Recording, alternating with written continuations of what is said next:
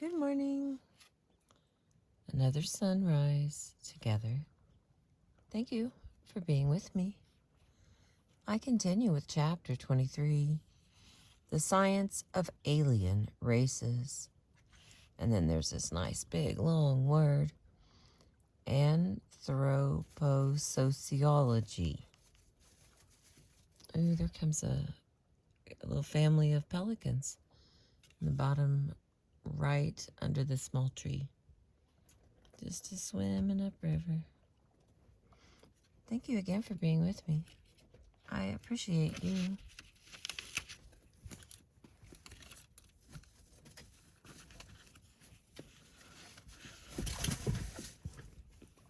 Puppy is with, so there'll be some surprises. These books are all scientific, so insists F. Scott Fitzgerald's Tom Buchanan in The Great Gatsby from 1925. A former Yale football star and member of a secret society, Tom, now 30 and immensely rich, lives in posh East Egg on the north shore of Long Island, well insulated from most of American life. To him and others of his ilk, Lothrop Stoddard, in parentheses it says Goddard, figures as a purveyor of scientific stuff and has been proved. Buchanan has a point, for all these race theoreticians cheerfully called upon scientific research, often European, following this scholarship into obscure nooks and crannies may seem odd today, but in the early 20th century, it surged to the fore in a seductive mix of eugenics, degenerate families, and Ripley's cephalic index-driven race classification. Thus, in the writing, the passing of the great race grows directly out of a body of work inspired by George Walker de la Pogue, born in 1854 through 1936.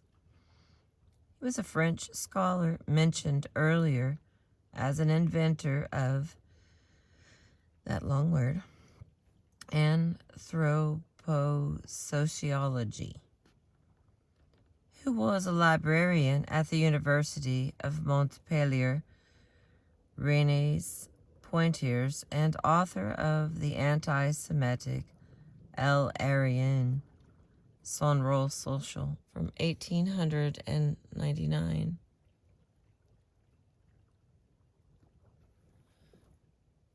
I don't know if you can see it, but there's a lot of birds flying around. And those pelicans are out there eating. All right, we continue. The joy of American history. In theory, anthroposociology analyzes the relationship between human bodies and society. But for La Pogue, Amon, Bedeau, Grant, and other anthroposociologists, heredity, conceived as racial heredity, was everything. Environment, class, status, individual variation, migration, and wealth, on the other hand, counted for naught, as determined by their science of unit traits. Oh, dear Lord. All right, bear with me here, because this was a long side note. And it's got people's names in it from other languages. And it's early. All right, here we go. Carl Pearson, Galton's successor in statistics and eugenics in London, embodied this appropriation of science, preaching empire and racial cleansing in the name of science in his writing National Life from the Standpoint of Science from 1905.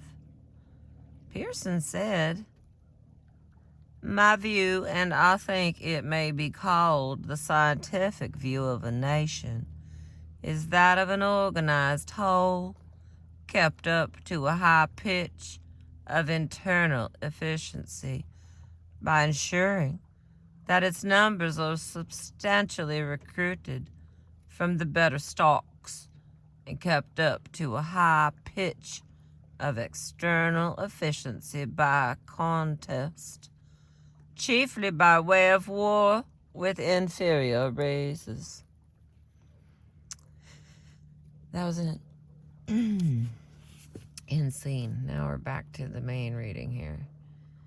In the United States in the 1920s, such pernicious ideas made sense to racial thinkers whose dogma meshed nicely with that of the German National Socialists.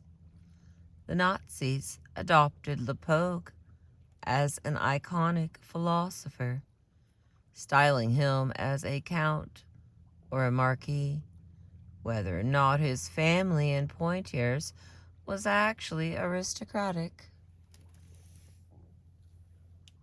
I think I need that light. Oh, I don't. Lepoge, in turn, had proclaimed himself the acolyte of another French racist of uncertain nobility, Arthur de Gobineau, born in 1816. He lived until 1882, whose masterwork remained largely unread for decades. A prolific author, Gobineau had published an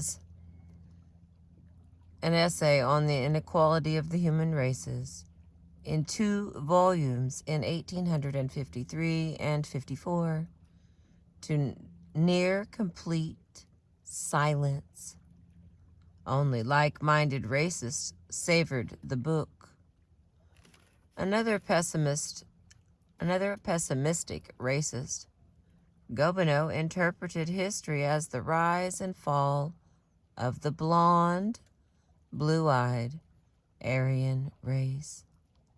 Aryans rose out of racial genius, but the race mixing that inevitably follows economic development brought it down. All right, another little side note. Gobineau, like the other infamous Aryan chauvinists, Adolf Hitler, evidently had brown hair and brown eyes. Oh, I see what happened now. I'll turn the light off. Well, that was a neat trick. I'll leave the light on then. When Gobineau excoriated race mixing, he meant the mixing of different races of whites. Gobineau and Lepoge both abhorred race mixing, though they gave it different meanings. For Gobineau, race mixing meant the mating of Aryans with non-Aryans. For Lepoge, it meant the mating of Doliocholok blondes with Brocky browns. Lepoge even went so far as to predict a conflict of the races over cephalic indices. Here's some more quotes for us. "I am convinced that in the next century people will slaughter each other by the millions because of a difference of a degree or two in the cephalic index."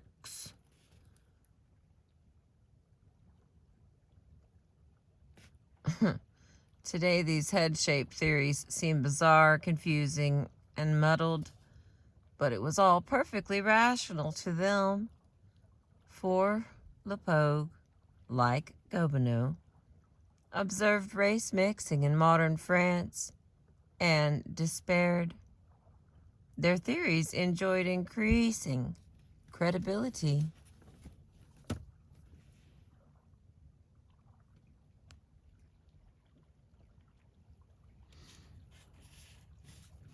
Gobineau cannot be counted out.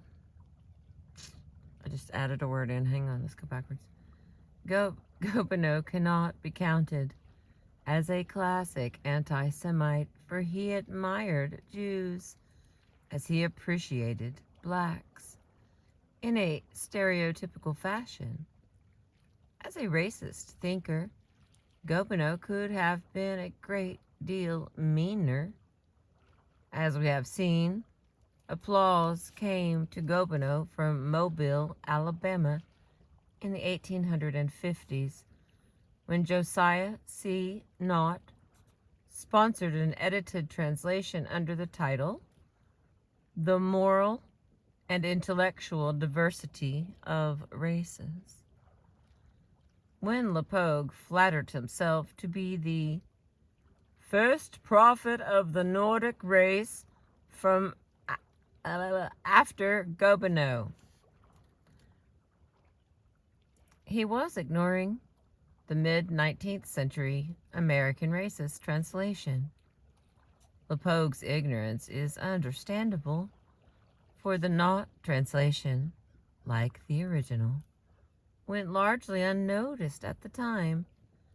Who could have known that such arcane weirdness would flourish in the 20th century as science?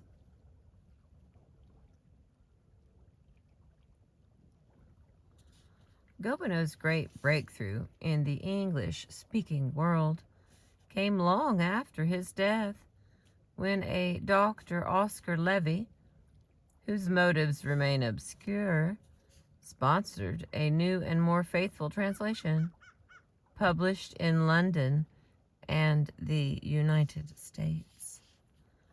All right, hang on, I got a side note. Oscar Levy was born in 1866, lived till 1946. A German living in Oxford, had edited an English translation of the complete works of Friedrich Nietzsche in 1911, and is connected to the publication of the anti-Semitic and fabricated Protocols of the Elders of Zion. I don't know what that means. I'll have to listen to that back, see if that makes sense. All right, let's go on here.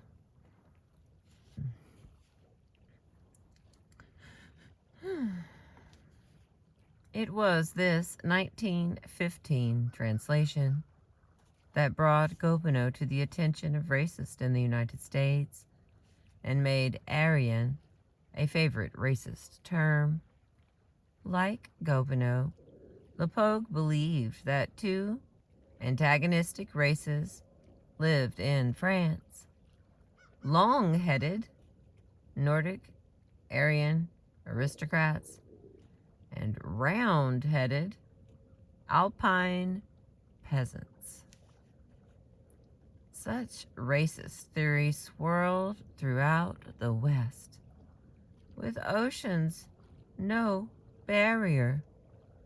Madison Grant and William Z. Ripley shared an enthusiasm for Lepogue's anthroposociology. The bibliography of Ripley's Races of Europe cites Lepogue's 25 times, and Lepogue's statistics appear repeatedly in Ripley's tables. In February of 1908, Ripley gave his Huxley lecture in New York to Grant's patrician Half Moon Club. By 1912, Grant was in regular correspondence with Lepogue, whom he called, in wild exaggeration, the most distinguished anthropologist in France. Oh, lordy, another side note. Lepogue also shared with Grant and other Nordic race chauvinists an enthusiasm for the outdoors and healthy, natural living. Back to the main reading. Glimpsed in a certain light, Lepogue did seem impressive.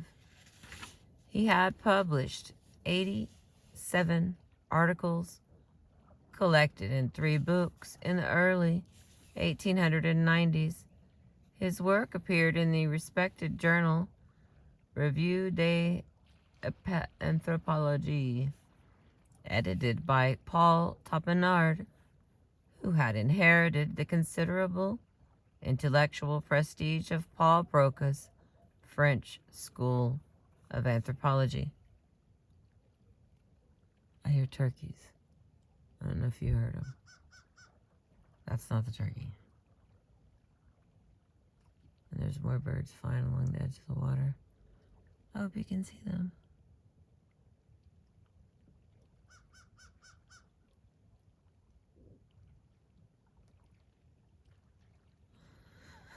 Alright, I continue. The influential Yale sociologist William Graham Sumner cited Lepogue in the notes and bibliography of his widely read social Darwinist book, Folkways. There ended Lepogue's scholarly glory, for he twice failed competitions for the aggregation. Side note. The aggregation is a French post-collegiate qualification for secondary school and college teaching. Its difficulty and prestige vary by field, from the equivalent of an American master's degree to the equivalent of an American doctorate.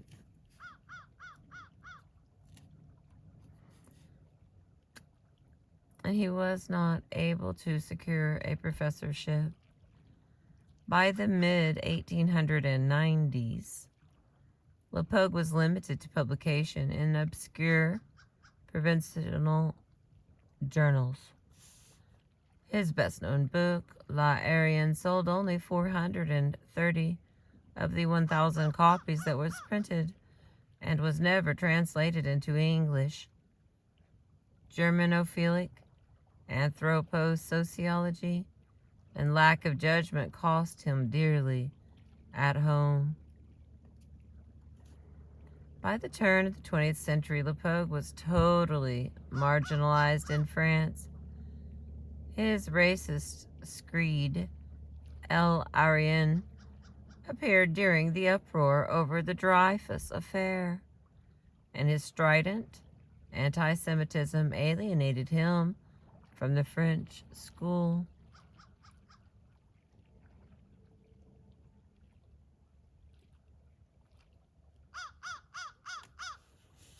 Okay, hang on. I gotta read that again.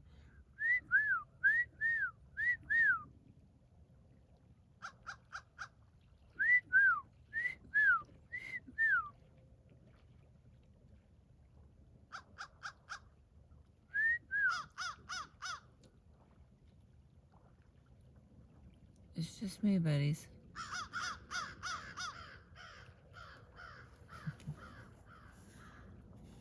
It has nothing to do with me. Okay, let's try that light again, see if I can get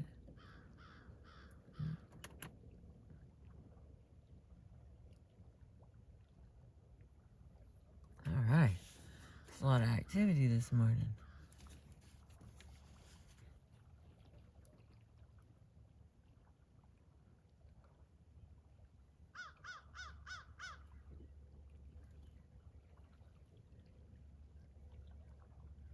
So many birds flying up the river. Alright, here we go. Where the heck in hay was I?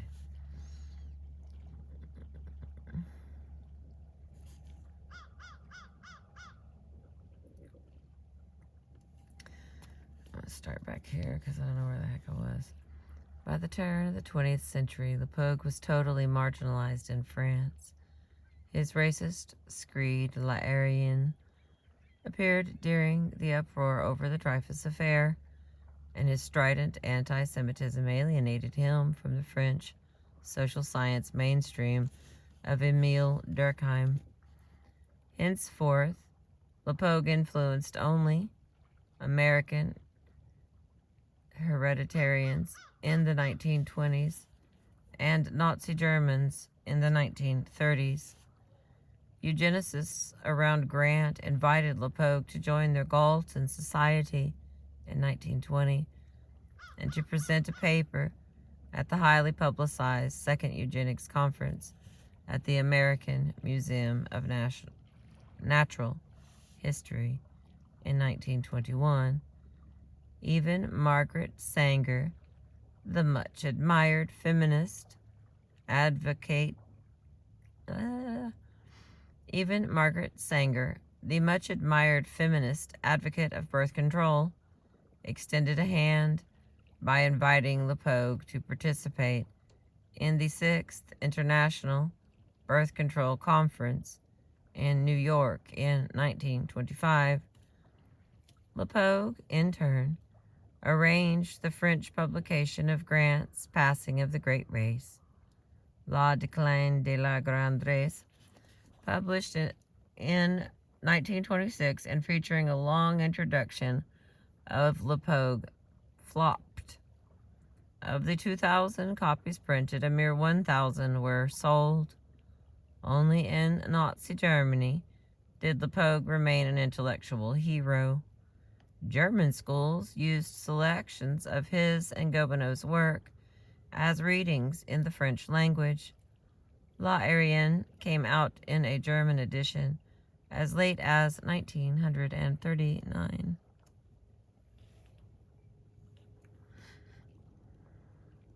No wonder Hitler's Nazis admired L'Aryen.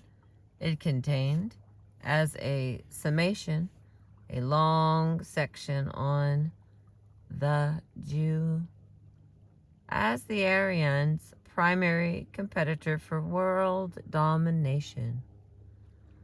Lepogue did not envision competition from people of color as much of a problem.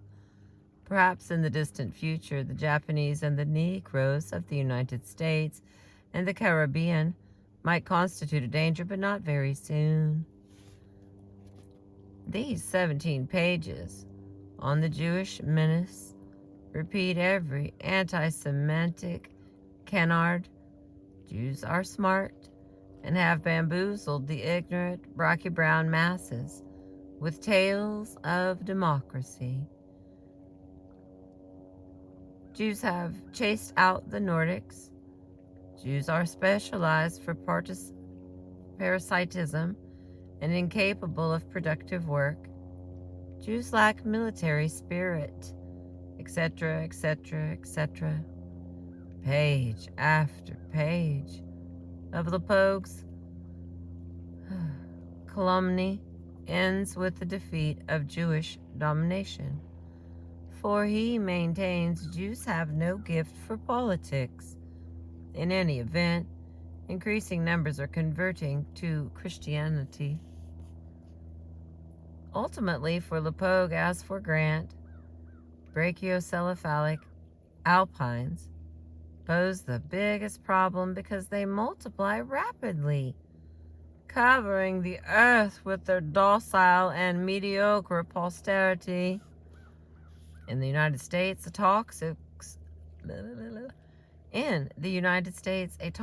mix of Lepogian anthroposociology, degenerate family studies, and attacks on the Jews came together in the circle of Madison Grant.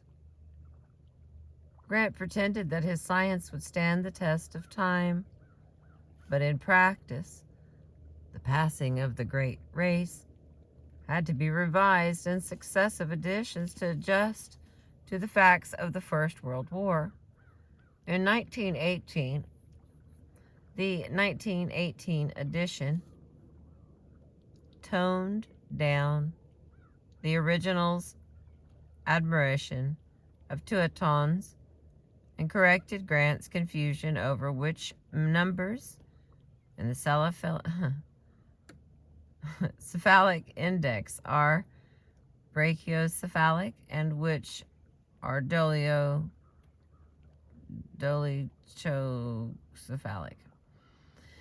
Oh, hallelujah. Anti-German sentiment also encouraged Grant to alter Ripley's terminology. Ripley had called his 3 European races Teutonic, Alpine, and Mediterranean. In the midst of a conflict pitting Americans against Germans, Grant replaced Teutonic with Nordic, further muddying the racial identity of Germans. Little side note, the French classifier of races, Joseph Deneker, used the word Nordic. Grant would have been aware of Deneker's work, well respected in Europe, but not well known in the United States. This question of German racial identity divided 2 of Grant's main European influences, Houston Stewart Chamberlain and LePogue, both future Nazi racial godfathers. Originally from England but settled in Germany, Chamberlain was married to the daughter of the nationalist composer Richard Wagner. In his Teutonists, anti-Semitic Jeremiade, The Foundations of the 19th Century of 1899, Chamberlain praised Germans, ancient and modern. Side note. The Foundations of the 19th Century achieved broad popular and critical success, going into 3 editions in its first year and selling some 100,000 copies by the outbreak of the war. The editor of the Atlantic Monthly, Albert Schweitzer, George Bernard Shaw, and many other intellectuals lavished praise on Chamberlain's book, despite Chamberlain's belief that Germanic greatness required no supposedly scientific proof. Shaw called it a masterpiece of really scientific history. And back to the main stuff. Dispensing with science to prove Nordic superiority, Chamberlain argued that all the great men of history, including Jesus, were actually Nordic, of a less mystical and pan-German Volkisch turn of mind than Chamberlain. LePogue put his faith in the science of the cephalic index, even though his theories led him into a morass of measurements that, amazingly, racial science accepted without a qualm.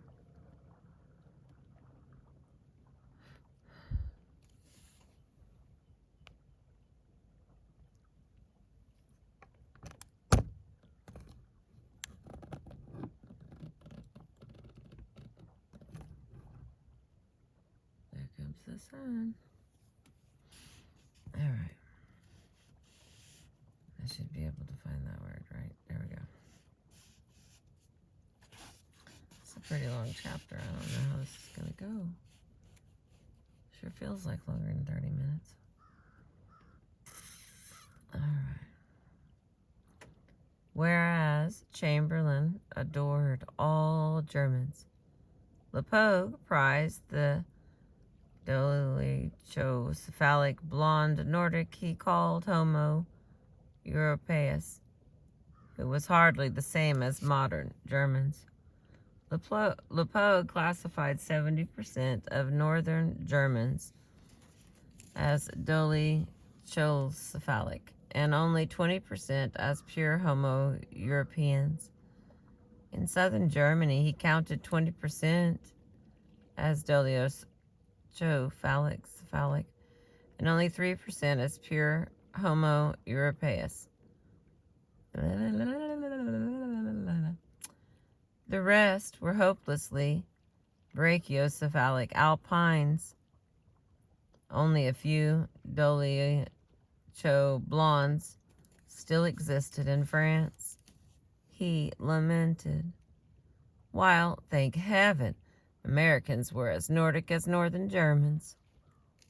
This was supposed to be bad for the French, but good for Americans, since Alpines were acquiring a mean reputation. Grant belonged to the side that made Germans more Alpine than Teutonic or Nordic. For Grant, moderns and ancients were entirely separate populations. Just as modern Greeks were said not to have descended from beautiful ancient Greeks, and modern Italians supposedly bore little relationship to imperial ancient Romans. Anthropo-sociologists denied modern Germans any claim to the virtues of the ancient Teutonic tribes. This rendered Germans' claims to Teutonic racial identity one of their modern Germans' most grandiose pretensions. Adopting the long-standing assumption that Alpines were Slavish, but brutal peasants. Maybe it's Slavish. Slavish. But we've been talking about Slavs, so it could be Slavish. We'll go with Slavish, but brutal peasants. Grant was going along with prevailing racist orthodoxy to explain how Germans could commit war crimes such as the rape of Belgium. We got a little note. It's kind of long. French anthropologists like Jean-Louis Armand de Quatrefages and like-minded Americans envisioned fundamental change in the population of Germany since the Middle Ages. W.S. Sadler, a health advocate, Seventh-day Adventist, and cranky Chicago psychiatrist who had studied in Vienna with Sigmund Freud and Alfred Adler, adopted this view in Long Heads and Round Heads, or What's the Matter with Germany from 1918. The infusion of round-headed Alpines into Germany changed the racial balance and provides the real explanation of the unparalleled brutality, the shocking atrocities, and otherwise inexplicable barbarous behavior of the German armies in the present European conflict. All right, I'm going to try that again with all those words. Here we go. The real explanation of the unparalleled brutality, the shocking atrocities, and otherwise inexplicably barbarous behavior of the German armies in the present European conflict. How the heck? There we go. The answer: Germany was no longer Nordic, excuse me, but Alpine, preserving their ideal of Teutons as a progressive and intelligent race. Racists redefined Alpines. Unlike the docile peasant sluggards of old, Alpines now emerged as inherently vicious rapists. This supposed change in German race temperament was thought to date back to the 17th century. According to Madison Grant, the 30 Years' War killed off Germany's finest manhood, the big, blonde, fighting man. That generation's bloodletting created a population vacuum, with inferior Alpines. Windisch and the Polish types rushed in to fill.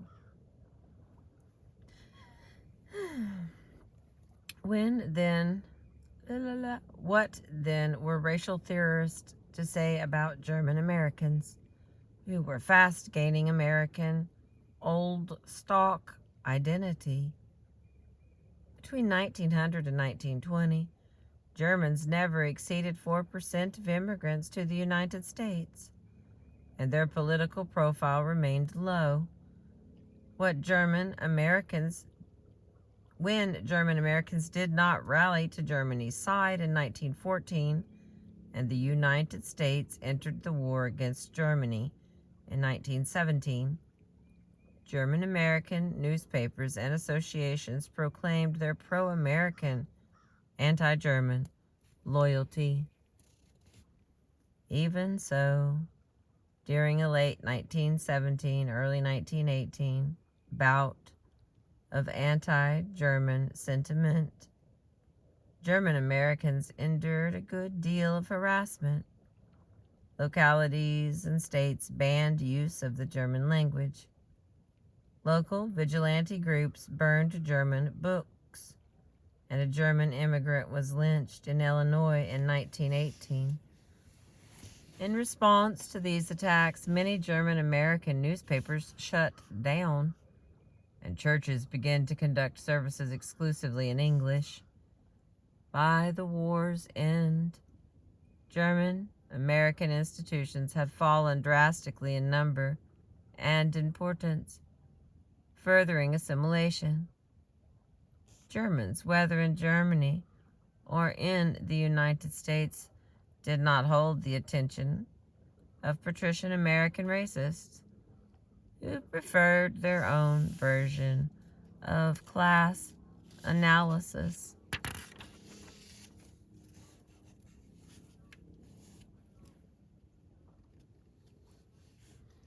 Like so many hereditarians in this long and dour story, Lothrop Stoddard, born in 1883 through 1950, was of old New England stock, apparently sharing an ancestor with the Reverend Jonathan Edwards of Northampton, Massachusetts. After a period of study in Dresden, Stoddard graduated from Harvard, read law in Columbia, and then left the legal profession to earn a PhD in history at Harvard. Early on, Stoddard's instincts warned against the threat posed by people of color.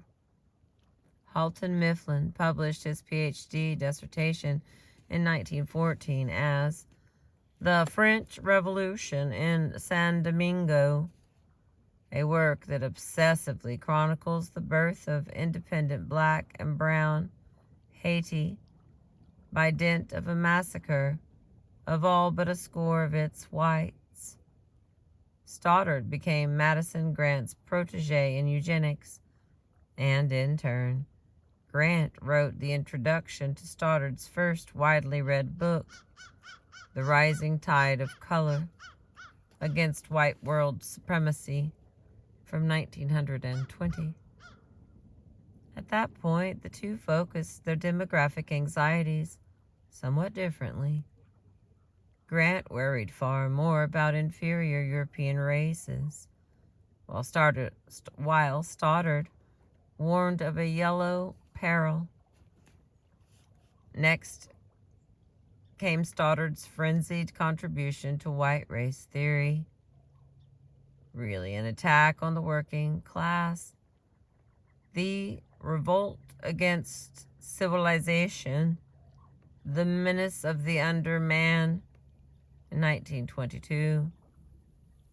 The Revolt Against Civilization announces its target as communism, the movement of the proletariat, by placing the hammer and sickle on its cover. The title page announces the author's impeccable academic qualifications.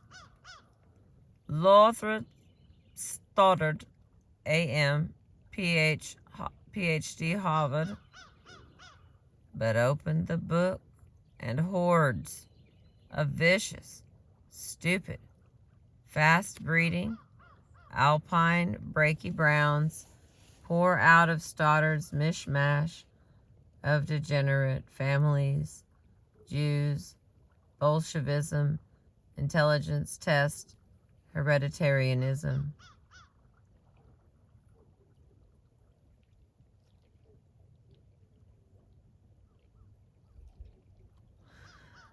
Okay, we're going to skip that.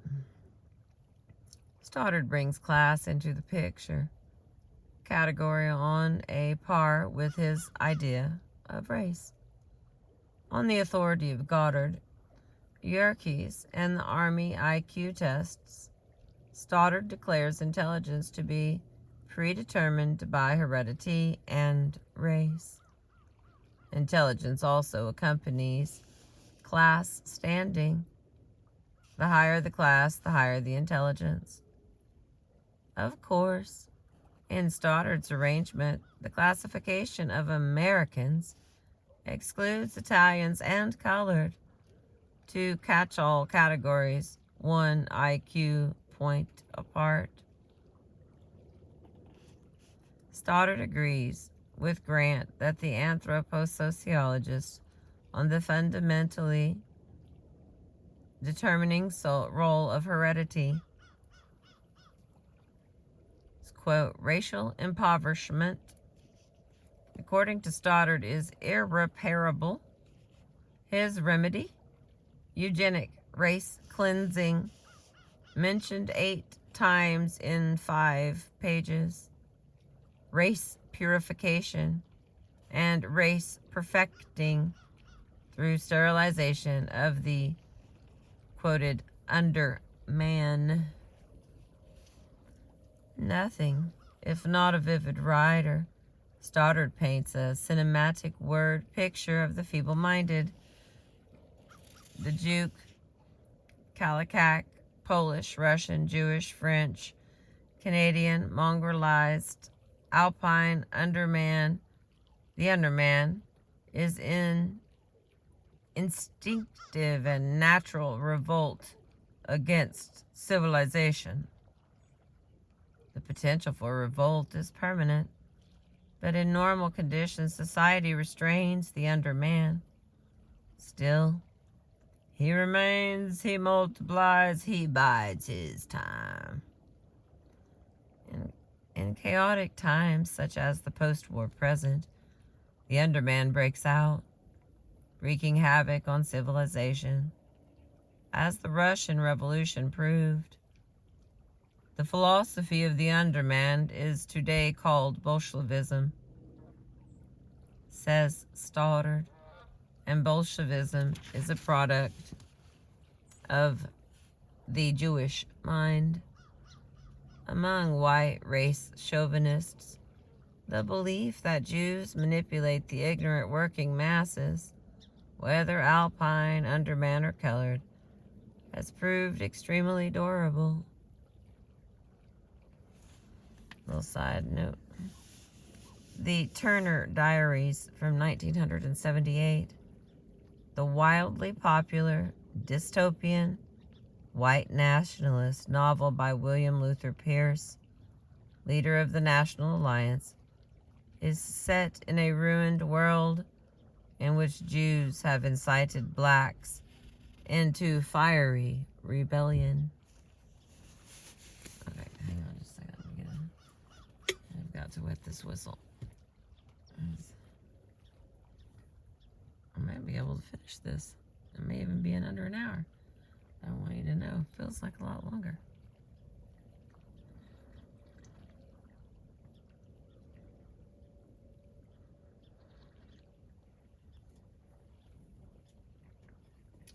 Look, I'm fighting words this today. All right.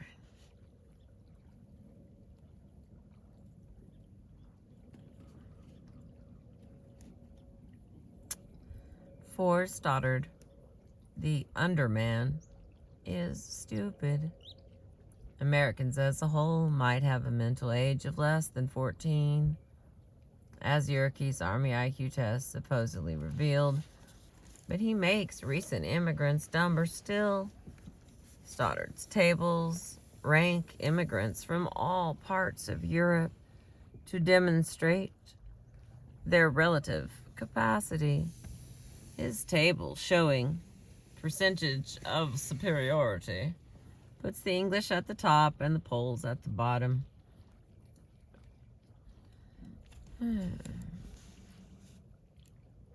As though to prove Italians and Portuguese equally feeble-minded, Stoddard compares unidentified IQ test results of American, Northern European, Italians, and Portuguese immigrant school children. Charts, tables, and lurid prose carried Stoddard far into the early 1920s. Horace Lorimer's editorials in the Saturday Evening Post argued every American to read Grant and Stoddard if he wishes to understand the full gravity of our immigration problems. Lorimer backed up their warnings with Kenneth Roberts' illustrated articles. Visual aids played a clinching role in hereditarian literature, starting with the Dugdales, many pages of statistical tables in the 1870s. As print technology improved, magazines increased their use of illustration, with the Saturday Evening Post in the lead. Kenneth Roberts' anti-immigration articles in the Post exploited the power of images, showing potential immigrants, particularly nameless Eastern European Jews, as inherently alien types, not named individuals.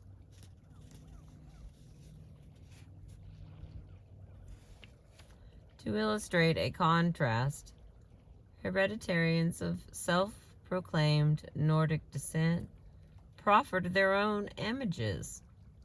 William McDougall, an Englishman teaching at Harvard, asked in the title of his 1921 book, "Is America safe for democracy? Should the wrong kind of immigrants continue to pour into the United States?" For McDougall, the answer to both questions was obviously no. As support of his contentions, he offered a photograph of his own 5 healthy, outdoorsy, blonde, and presumably tall children.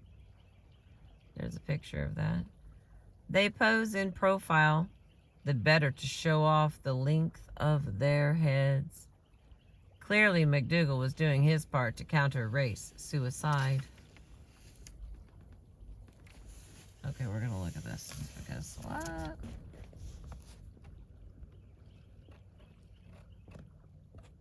All positions so you can see their heads. I'll tell you, people. Yeah, I did. It's not a very good job. There we go. Now we're back. Alright. So let me just take a peek and see where we're at here.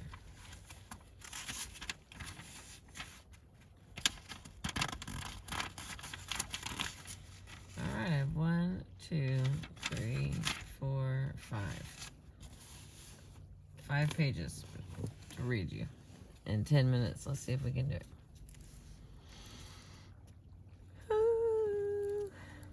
As noted, the U.S. Congress had already legislated immigration restriction, and it returned to the issue in 1920, led by Madison Grant's colleague, Harry H.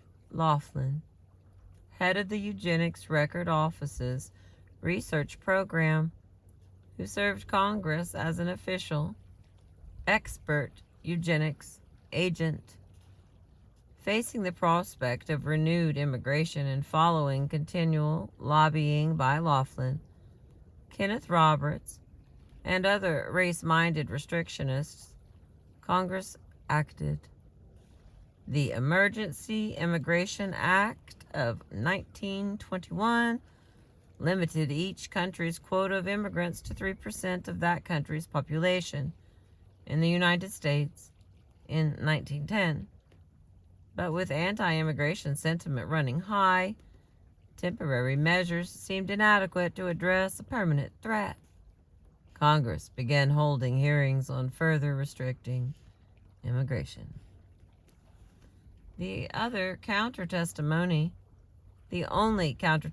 came at the behest of New York's liberal Jewish Congressman Emanuel Seller, who represented a heavily immigrant district, and even that was rushed and qualified. Herbert S. Jennings, a biology professor at Johns Hopkins, had studied with Charles Davenport at Harvard, and as a graduate student, had even rented a room at Davenport's house. Repeatedly postponed until November of 1923, Jennings' testimony on Laughlin's materials showed that the region, sending the most people into insane asylums, was not any place in southern or eastern Europe. It was Ireland, now nestled within the Nordic fold. Paying Jennings no heed, the Immigration Committee passed its draconian measure, the Immigration Restriction Act of 1924, aimed particularly at Italians and Jews, limited immigration to 2% of the 1890 census, which had been taken before the great Southern and Eastern European increase. These quotas remained in force until 1965. Looking back, the Commissioner General of Immigration credited Roberts' articles and books and the Saturday Evening Post's coverage of the immigration issue as definitive in persuading Congress to curtail immigration. In the early 1920s, Americans at the summit of American politics and industry popularized the science of white alien races. In Whose Country Is This? From 1921, Vice President Calvin Coolidge spoke to readers of Good Housekeeping, the most popular American women's magazine in the era, warning that the United States must allow only the right sort of immigrant in, one with a capacity for assimilation. To the America of the Pilgrims, Plymouth Rock, Harvard College, the wrong sort who comes expressly to tear down must be barred by limitations according to racial tradition or national experience. Coolidge mixes up races, nationalities, and politics in a manner thoroughly characteristic of the times. In vying against racial deterioration from the mixing of peoples of divergent races, that is, Italians and Jews, we must face the situation unflinchingly, not be so sentimental. There are racial considerations too grave to be brushed aside for anti-sentimental reasons. In October of the following year, President Warren G. Harding recommended Stoddard's Rising Tide of Color by name in a speech, bolstering its esteem. The Saturday Evening Post editor George Horace Lorimer had already been pushing the work of Madison Grant and Lothrop Stoddard and publishing Kenneth Roberts' reports on immigration as a national catastrophe. In 1924, Lorimer upped the ante with a series of articles on new immigrants from Europe by Stoddard, who wrapped himself in the mantle of science by importing entire hunks of Grant's Passing of the Great Race, complete with Ripley's photos of Nordic, Alpine, and Mediterranean racial types, cephalic indices, and Grant's ridiculous maps of the European races, showing Germany with alternating Nordic and Alpine stripes. Stoddard located the racial factor as the root cause of the world's problems. Racial, as in European and Japanese, building on this published onslaught of Nordic chauvinism. Real life added the specter of a newly invigorated Ku Klux Klan. The original Ku Klux Klan, founded after the Civil War, was an anti-black, anti-Republican militia, had withered during Reconstruction under federal anti-terrorist prosecution. However, the hysteria of the First World War gave it a new foundation in 1915 on Stone Mountain, Georgia. This new Klan of the 1920s cast a wider net than the old, no longer limiting its attacks to black people with political ambitions. In the 1920s, its 5 million members, spread from Maine to Oregon and from Indiana to Florida, took out after Catholics, kikes, and coloreds. They're all spelled with K's. Or less poetically and more accurately, after Catholics, Jews, black people, foreigners, organized labor, and the odd, loose woman. In Tulsa, Oklahoma in 1921, police and sheriff's deputies joined Klansmen in a pogrom against African Americans, destroying homes, businesses, and lives in an attack hardly mourned as an assault on Americans. It was as though black Americans constituted some kind of alien race, living outside the category of Americans. Thinking along Klan lines was just that widespread. Klansmen came very close to taking over the Democratic Party in the 10-day-long Democratic presidential nominating convention in New York City in 1924, with Governor Alfred E. Smith of New York, a Catholic grandson of immigrants, one of the two most likely nominees. The other was Woodrow Wilson's son-in-law, the Georgian William McAdoo. Anti-Catholic, pro-Klan delegates blocked the incorporation of an anti-Klan plank in the party platform. All right, we got a little side note here. The defeated anti-Klan plank read as follows: "We condemn, as opposed to the genesis of free government, secret political societies of any kind whatsoever, wherever any such society undertakes to destroy free political action and fosters racial and religious hatreds. We denounce its activities as contravening the spirit, if not the letter, of the Constitution, and as a pregnant menace to the perpetuity of American institutions. We declare that no member of such a society can justly claim to be a disciple of Thomas Jefferson. We pledge the Democratic Party to oppose the activities of the Ku Klux Klan or any similar organization which undertakes to control, to interfere with free political action or due process of law." All right. They blocked the incorporation of that.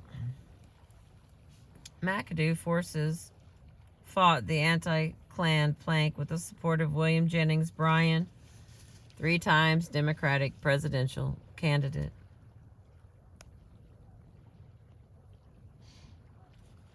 A fight that included Bryan's kneeling in prayer for unity on the convention floor. By the end, a New York Times editorial lamented, "The Southern states have lifted up their hand against Governor Smith, not on personal but on religious grounds. They are against him simply and solely because he is a Catholic, and because the Klan has made itself such a political power in their state that they dare not go against its command to exclude Catholics from public office in the United States." The following year witnessed the spectacle of thousands of Klansmen in full hooded regalia marching down Pennsylvania Avenue in Washington, D.C. For Coolidge, Harding, and others of their ilk, race and nation equaled political ideology, with the right races and nations assimilating into middle class, Anglo-Saxon American, and the alien races and nations kicking up sand in their demand for workers' rights. Coolidge extended the peril across the generations.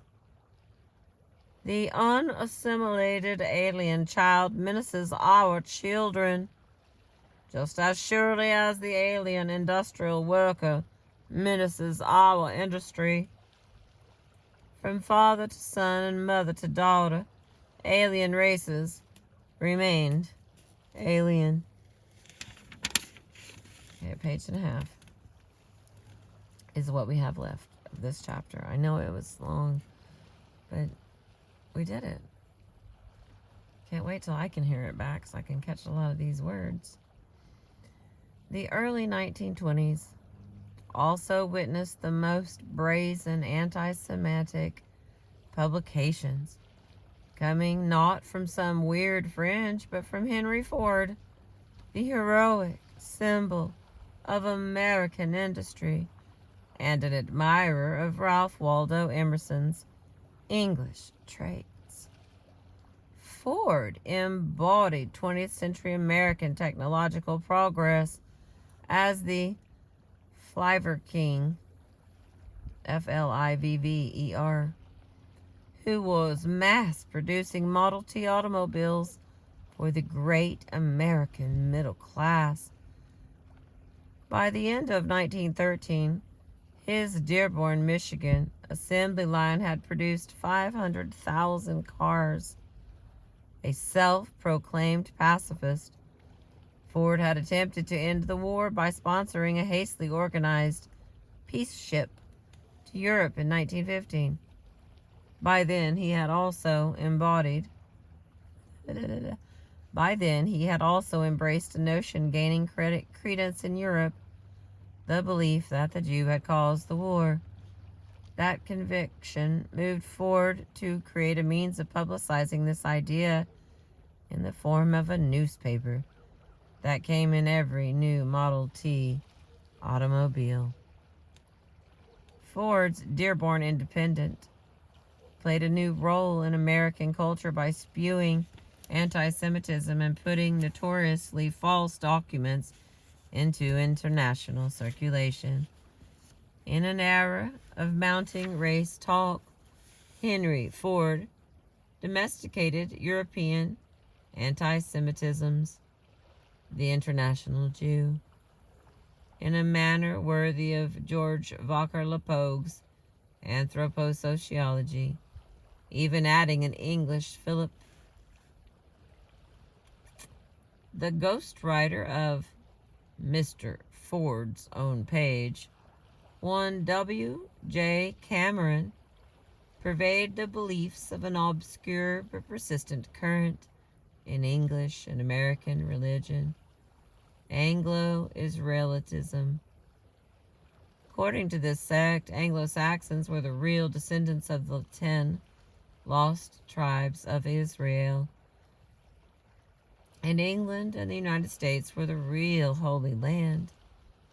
This logic made Anglo-Saxons into the chosen people, and modern Hebrews into impostors. Jesus was not really Jewish. In fact, he was the Nordic ancestor of modern Germans, Scandinavians, and English people.